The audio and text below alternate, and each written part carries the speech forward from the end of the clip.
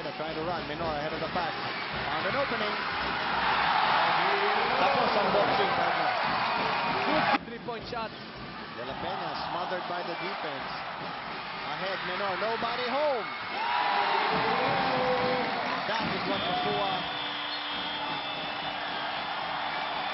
fears the most.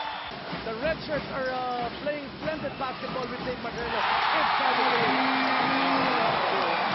He has been a hero today. Hesitation. Menor underneath against De La Peña. What can you do? The lead is 6. The time, 1:10. Mapua is in the penalty. Mazo.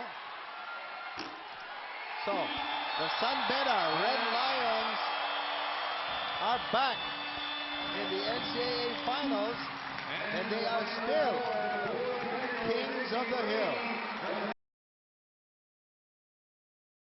Well, there are no secrets. It's our willingness to play defense. We tried to stop some people, some players in Mapua, and we were successful in doing it.